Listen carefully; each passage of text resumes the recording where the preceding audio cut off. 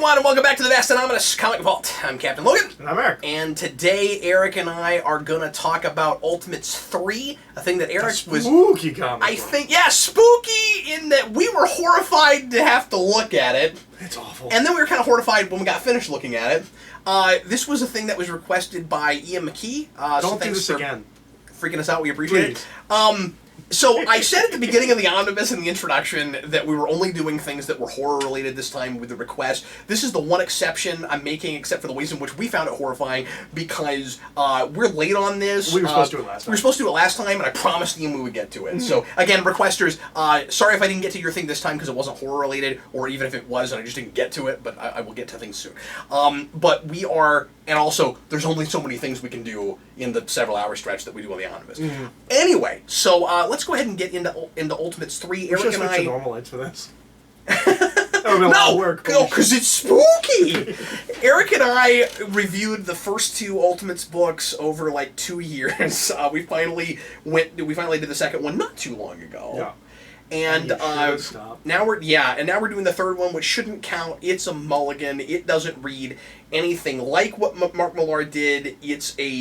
But it's not even like, he took it in his own direction. No, not at all. So when I say it doesn't read anything like that, it reads like he's trying to do that and failing immensely. That's the first thing. And it also feels like, for whatever reason, he thinks the way that you do edgy and more, like, adult and realistic, which is not that at all, superhero comics is to go back to what we thought that was in 1992. Yeah, it's like he didn't read the Ultimates. He was just like, it looks violent. I can do violent. Oh, everyone's yelling? I can do yelling. And he didn't read it, so he didn't know there were politics. And to be fair, he did, well, and that's what's weird, is he tries to sort of do the political thing in like a real surface kind of way. Like, he calls back to it, but he doesn't actually use it. It's just a real typical villain plot. And, like, I think he thinks that what makes it Ultimates is that there's a big reveal at the end. Does Ultimates 1 or 2 have that? Well, 2 does with Black Widow. Okay. Yeah, but that... You know what I mean? But where there's kind of a mystery... Jeff Loeb does is a mystery, right? Yeah, exactly. But, like, it's been a while since I read 1. I thought 1 had kind of a mystery about what exactly the bad guy plot was. I mean, you find out it's aliens, but that's just kind of third act reveal. Yeah. Before it's like a twist at the end. That's true. Yeah. But with this, it's, and we'll spoil this, of course, it's not just the Doctor Doom thing at the very end. It's also... Which is obnoxious. Like, it's obnoxious. But you don't know who killed Scarlet Witch. You don't know who killed Scarlet Witch, and you don't know that some of the characters that you're following are not actually themselves.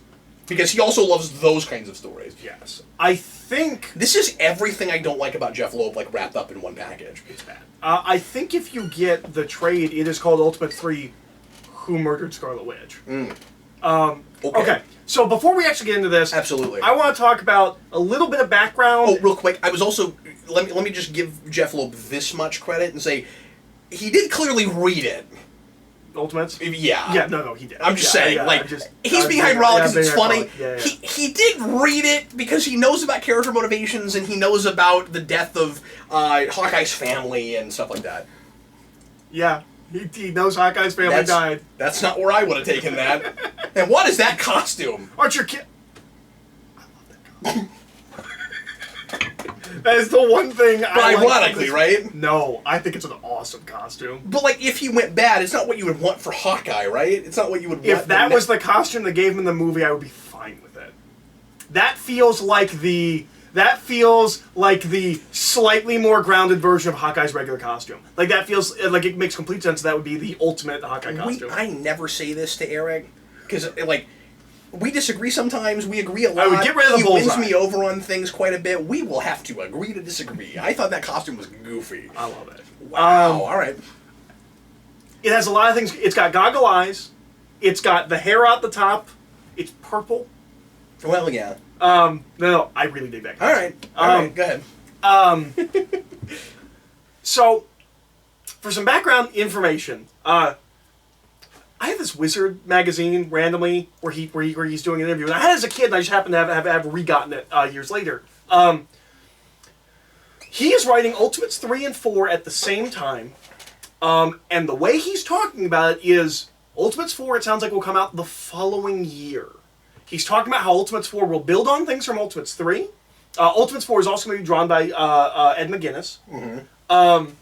And I have a theory.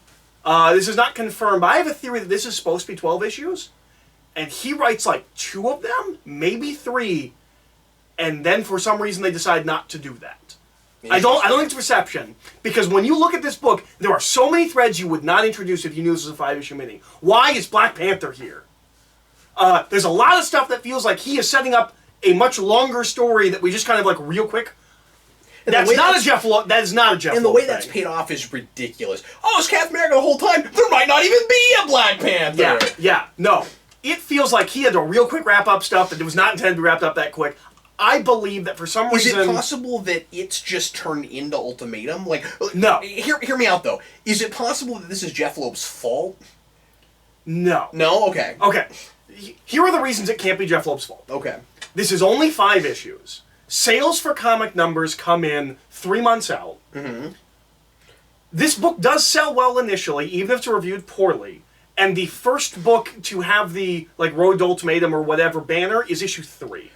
What I think happens... But that's my point. Is it possible that he comes up with that ultimatum idea and decides to abandon it, where like he thinks that's better, and he convinces them to let him do it? Well, because of what Ultimatum is, what I think happens is they look at the numbers of the Ultimate line across the board and need a relaunch, mm-hmm. and so they scrap what they're doing and say do something that will reset the unit. Because I don't know if you know what Ultimatum is, but basically it's a reset button. Yeah. That's all I know about it, and then it's apparently the worst thing ever. It is the worst thing. It is worse than this. Vince hates it with a strong burning passion. I'll spoil it for you. It's worse than this? Blob? I assumed it was just this. Blob continuing on. Eats the Wasp. Mm-hmm. Because that book is just wanton murder. Because it's just getting rid of all these characters. It's like the book a 9-year-old would write if you were like everyone's like, nobody ever dies. Reads like that to some degree. It's worse. It's worse in different ways. It's actually probably a more complete story. But it's worse in different ways. Okay. My theory for why this book is as bad as it is, nothing's going to save this book. It would have been terrible. It's condensed. Yeah, I think they took a 12-issue story and after 2 or 3 issues decided it was a 5-issue story. Well, and that makes sense because the other 2 books are longer. Because that Ultron reveal is nothing. Yeah. Ultron's there for like 6 pages. Yeah. No, but they treat it like a big Ultron plot. Yeah, I think like this was supposed to be a much longer story, which doesn't excuse it, but no. I do think that this was something that started as one thing and ended as something very different. On the other hand... And we know that Ed McGuinness Ultimates 4 is not Ultimatum. It's not like he just like retitled it, because he's talking about all this stuff he's going to do with Thor, which is not in that. With the writing quality that's in this book, though, even if the story was more coherent, I wouldn't have wanted to have to read this for 12 whole issues. You know what Jeff Loeb does? Could you imagine if like 2 or 3 issues into like Long Halloween or Hush, he was told he had to wrap it up in 2 more issues? Yeah. Like, you can't do that to a story that's just like, and here's a bunch of plot threads. And it's like, and tie them up real quick. Like, it's the worst kind of story to do that to. And again, like I don't dislike Jeff Loeb quite as much as some other people. I've liked stuff by him. We've talked about this. Haven't you slowly discovered you don't like anything by him? Yeah, but I mean, like, Long Halloween and Hush both have the stuff they do well. Sure. They're just at the end of the day, they don't come together, right? His characterization in those 2 books is so far ahead of this book. Yeah, exactly. This feels like somebody's first comic book. Yeah, it really does. You don't read the Ultimates books and then expect to ever have something in this line. But I'm with you, like, why would we think to even give this to this person? Like, it's not entirely Jeff Loeb's fault. He's not right for this in the first place. But, like, why would anybody think to add to the Ultimates by doing the kinds of gimmicky early 90s stuff? Here's Venom, and here's Sabretooth, and... Yeah, and where we're just coming up with excuses to throw in characters, like, really forced and random, and, like, you get to the end of an issue, and it's, here's a big character reveal, and we're gonna be really cutesy, and do like a crossword puzzle thing where we have like the character's name and then the name of the book across. That's dumb. Yep. I think, to me, it's very obvious that whoever took over Ultimates should have been another young gun. It should have been someone like Mark Millar and like Bendis when they start the line. Ultimates should always be people that are hungry, trying to prove themselves. That's what the Ultimate line should be. And that's what Ultimate X-Men stays. Because it's Millar, then it's Bendis, then it's Vaughn, and then it's Kirkman. And probably someone who, like, has really strong feelings about the world right now and where we're going. I don't think in the sequel to the Ultimates necessarily has to be political. No. I think you could do your own thing with it. Okay. But no, that would help. I mean, at this point in time, it should have been given to Matt Fraction. He's just starting at Marvel. He is a hungry, starved, like I'm going to prove myself writer. It should have gone to him. I think Remender would have been too early for this, but like... I was going to say, Remender was the next thing I was going to say. A little bit older, Brubaker wouldn't have been bad. Yeah, Brubaker wouldn't have been bad, but it's also not his kind of thing. Well, I guess espionage. Yeah, he more than Loeb. But he's established. You should not have given it to a big name established writer. That's not the person that should follow. You should follow someone who's not been common. Even Aaron would have been better. It's too early for Aaron. Is it? Yeah. It's also too early for Hickman, I think. Although Hickman does do Ultimates later. I thought Aaron's already doing some of that Wolverine stuff at this point. Is that not until 9 or 10? I think so. I'm not positive. No, I'm not positive. I think he's... If Aaron's at Marvel, he would have been a fine choice. He's a young up-and-comer already. He would have been a fine choice. Isn't this like 07, 08? Yes. I think so. Okay. I think so. We don't have Obama yet, so I think so. We had to read this digitally. We weren't able to get our hands on it. Thank God. In time. At some point when we go to the store... part of it was you told me it was really bad and I just didn't want to have to buy it, but also... Well, we couldn't find it for a reasonable price. Yeah. Exactly. But... Next time you go to the comic shop, see if William has a copy of it and flip through it. It looks worse on print. You mentioned it's that. so dark. Reading it on a screen actually makes it more readable. Yeah. And I still don't know what's happening half the time. Well, let's get into the meat of the story and the characters for just a minute. Okay. Go ahead. Scarlet Witch is murdered. Right. Who did it? Ultron did it. And Doom was somehow behind it. Somehow. That made no sense. It makes no sense. Where he's just like, and I did... So we're told because they're not Doom bots. They're they're created by Hank Pym. Yeah, and we're told that the did reason he just that manipulate them? Well, here's what's weird is, or did he? Well, now to be fair, somebody would have. That's a good sentence. Had to have put the Avengers' personalities in them. But Ultron did that. Yeah, here's where it gets real weird. So basically, we're told that at that moment in Ultimates 2 where she's flirting with the Vision robot, she accidentally magicked him and made him sentient. Oh, that's right. But then 6 pages later, we're told that's not true. Dr. Doom made the robot sentient to take out why did we even have that? Yeah, so why... Question mark! Yeah, so why was that connection even there? I don't know! What's the point of that? I don't know. This whole book... Why does Wolverine show up at all? Wolverine shows up to say, I met her mom and we... it's almost like he was just bragging. You see how hot she is? I slept with her mom. And then Magneto showed up and threw me out into the wild. To be fair, and just so that we can do a Savage Land thing so we can get Kazar in there for some reason. Was it Kazar? Well, no, that's a different thing. Oh, it is? That's... She got angry or something and summoned dinosaurs. Then they said it was part of his genetic experiments, which I assume ties into Ultimate X-Men, but I haven't read far enough to know that. No. Well, and Wolverine shows up to tell us that he met and slept with her mom,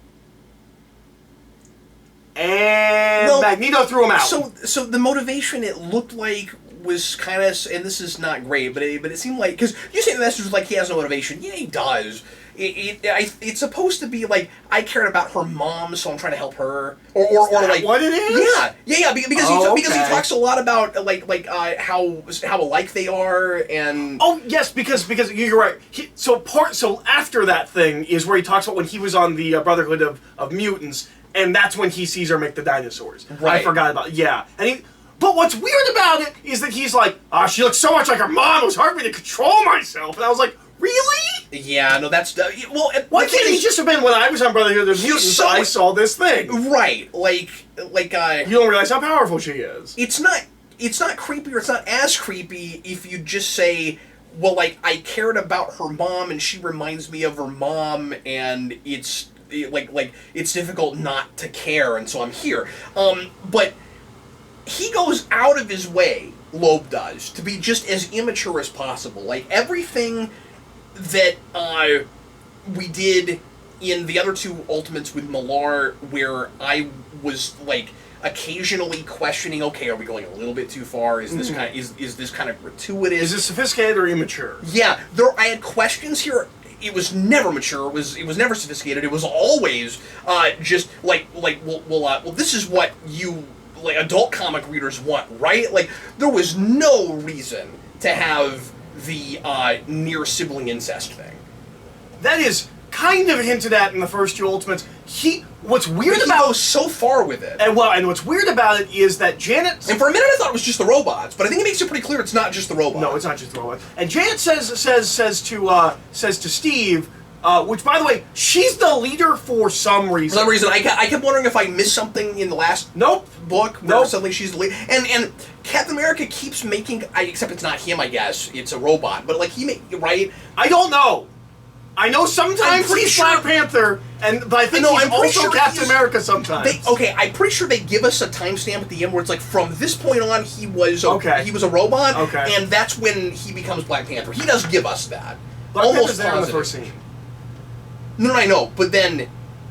I think he's both at one point. Oh. And then a robot takes over. I'm not sure. Or was there an actual Black Panther at the beginning, and then he dresses up as Black Panther and just hopes that T'Challa doesn't... I don't know. I don't know what's going on! I don't know. Okay, well, anyway. But no. What's really weird is the point where Janet's talking to Steve, and she's like, they love each other more than most people. Like, everyone's just okay with this, and it's just a normal thing. Yeah. It's very it's like And he's Jeff like- Loeb is out of touch with culture and thinks that, like, we've changed our position on that. and Quicksilver And Steve's is... just an old fogey. What it really reads like is just... this is not what you do in traditional comics, so it's cool.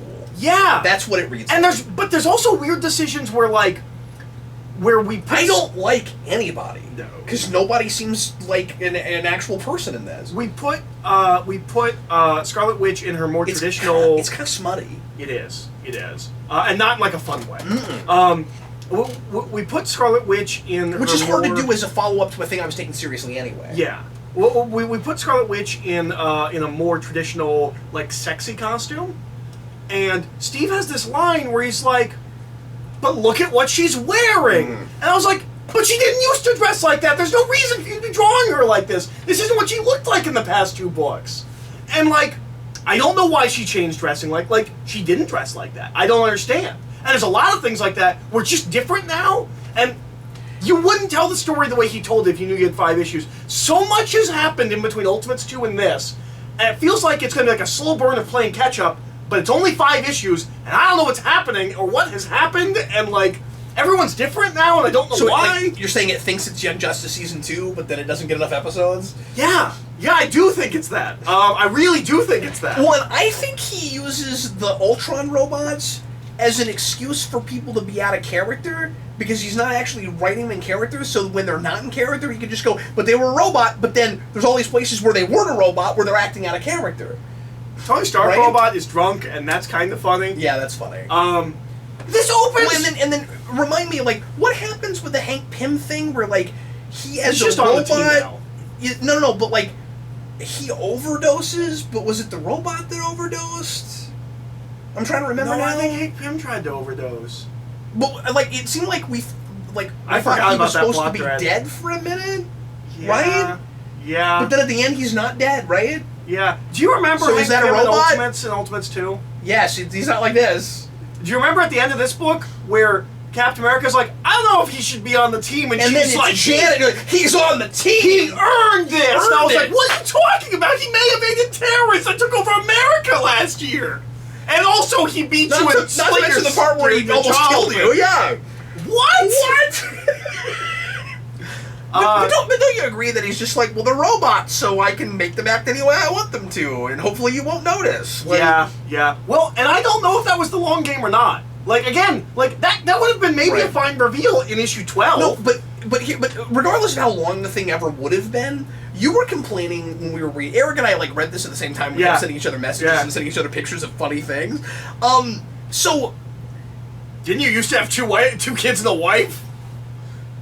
Oh yeah, God. That's Wolverine's comeback. Didn't you used to be on the Brotherhood of Mutants? Yeah. Didn't you used to have 2 kids and a wife? Wow, what a horrible person. What I was gonna say earlier about Wolverine is it seems like there's supposed to be like a kind of a struggle thing between Wolverine and Magneto for like custody of the body. Like that's what that's supposed to be. Okay. But because Magneto just shows up to get the body because it's his daughter. But anyway, so you were complaining because both Venom and Sabretooth aren't like actual Ultimate Venom and Sabretooth. Yeah. Venom is explained because Venom is a robot. Kind of. But Sabretooth, there's nothing. Well, like, he's just...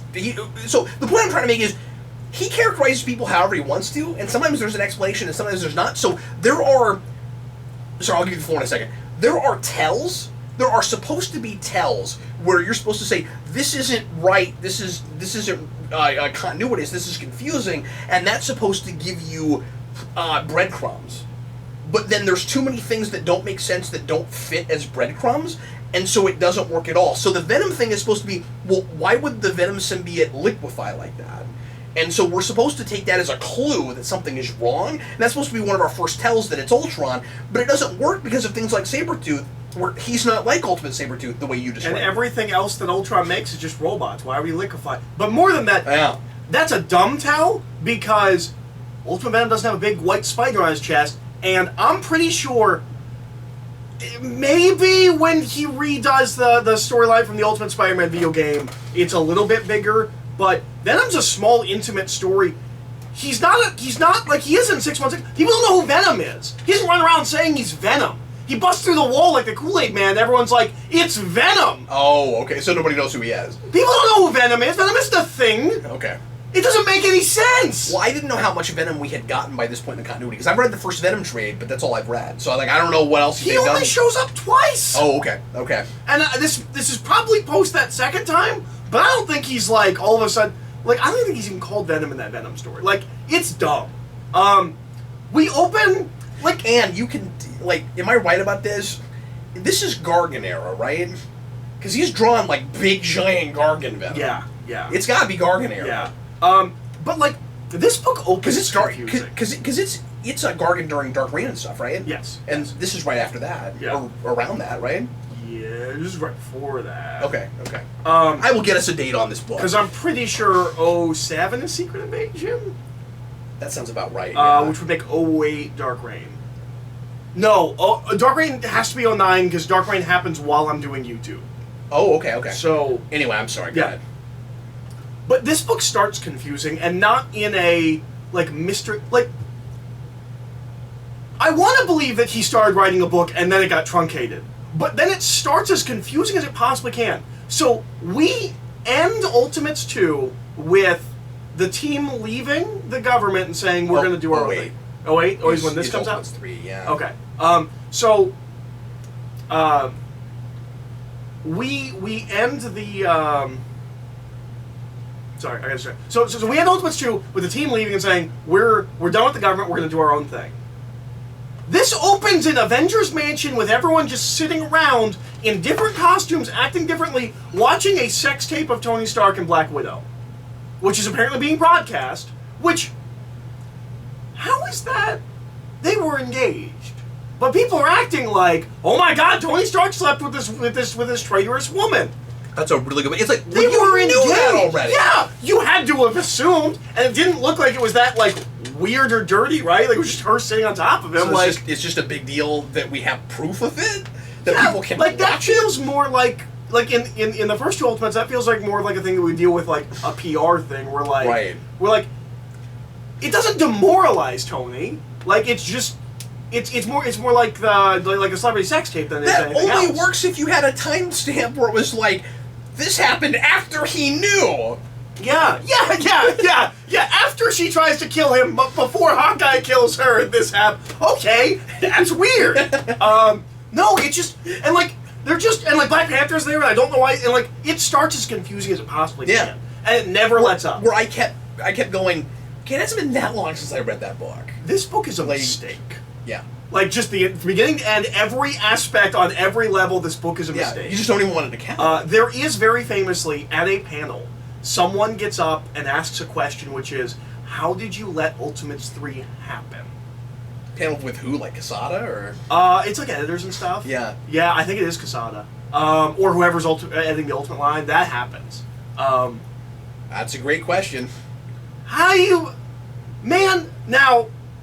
I think this is shortly after his son passes, so like maybe he's not great. I was gonna bring that up, but like just looking at the piece, like it's really bad. Like there are explanations for why this ends up happening, but like it's just I'm just reviewing the book. Like there's not much in this I like. Nah, it's trash, and it's bad trash. It's not fun, enjoyable trash. Like this isn't a book that's fun to make fun of. I mean, we're making fun of it, we're laughing, but like it's not fun. It's not enjoyable in that way. This isn't even a Rob Liefeld book. Right. Yeah. No, it almost feels like it's aping Liefeld. Like, and I like Joe Mad. I like Joe Mad's art. It's very clear he has not drawn a comic book in like a decade when he makes this book. Joe Mad's big in the 90s. He does a bunch of X-Men books. And then he has Battle Chasers. I mean, it looks like a 90s book. Like. And then he has like an anime kind of sensibility that I like about him, kind of a more cartoony thing. And he's also just not right for what this material should be. Yeah. But it weirdly kind of fits. Well, and they're going to follow this with Ed McGuinness, who also is not right for this. Now, I don't like Ed McGuinness, but lots of people do. Yeah. And he's not right for this material. He's not right for this universe. Yeah. The Ultimates line, across all of its artists early on, has kind of a look. Like, Brian Hitch is not so dissimilar from what Bagley's doing, which is not so dissimilar from what's going on in Ultimate Egg. Like, there's a kind of feel to the Ultimates line, and this isn't it. Right. But Joe Mad leaves to do video games, and this is the first thing he does coming back. I think it's the only thing he does coming. No, he does Avenging Spider-Man, I think. But like, I like Joe Mad. This looks bad. This looks unprofessional in certain places. I think so too. Yeah. And the word balloon thing. And I mean, I am right where it's just kind of backwards and yeah, there keeps being panels where the word balloons go down and then over, which usually isn't super confusing, but it feels amateurish. Yeah, I mean there are exceptions to that where it's just with the drawing that you have, there's nowhere else to put a balloon. And I understand that occasionally happen multiple times. Like, yeah, exactly. Like, I noticed it a couple times in Walking Dead where I almost want to take a picture and be like, well, look, Walking Dead did it too. But not like that. You know? But yeah, I was immediately turned off just by how much X-Men is there. Because it's like, you don't even want to be doing an Ultimates book. Like, I mean, I don't mind having some crossovers. It felt like he wanted to do everything. It felt like he kind of wanted to do Ultimate X-Men. Yeah. Yeah. But anyway, no, it's not. It's not good. I'm fishing for compliments. I'm having a hard time. Can I play about one more thing? Yeah. The nonsense explanation, the non-explanation for Valkyrie, and the nonsense explanation for why Thor is talking like 616. That was ridiculous. And he's like, well, I'm just more comfortable with myself. Nuh-uh, we met other Asgardians. None of them talk like that. We met Volstagg and we met Loki. Yeah, he's like, I'm confident now. I don't mind talking like myself in front of my friends. It really does feel like somebody gave him a summary of the previous books. Like, he knows the plot points. It feels like he didn't read them. Which doesn't make sense. They were really big books. I'm sure he did read them. I'm not saying he didn't. It feels like he didn't. Yeah. He was just the wrong guy for this project. Just period, like, end of sentence, but, yeah, I mean, trash. like, my one-word review, uncomfortable. Yeah. Yeah. Bad. We bring Eric in for the insights. Well, folks, thanks a lot for watching. We sure appreciate it. Eric Not and I the finest comic book I've ever read. Yeah, it's unusual for me to review a thing where I just can't think of anything positive to say. I have nothing. But except for Hawkeye's costume. I really dig that. But I will say, because I like to give people little teases for later, there is one more thing in the omnibus this evening where I will have a difficult time coming up with even one thing that I liked. So look forward to that. Well, I think we'll talk about it off camera. I think Eric will find he has the exact same thing I do. Anyway, so folks, here in here in just a couple Oh of seconds. yes, of course. Yes, I do. I do as well. You also. I also have nothing good to say about that. You're right. I am less excited. Wishing we could skip the topic.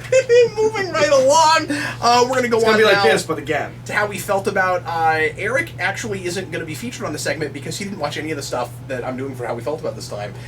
No, you have one movie. I have one movie that I forgot to tell you about. So you will. I'll talk about one movie. No problem. So I got like 3 things to do pretty briefly. Sure. And mine Eric's will not got one be long. thing. So well, at least you'll get to participate. That's Yeah. good. So anyway, if you're watching on the Omnibus playlist, just keep it rolling. And otherwise, thanks a lot for tuning in for this video. We will see you again in just a little bit if you keep on trucking with us. I am Captain Logan. And I'm Eric. Thanks, folks.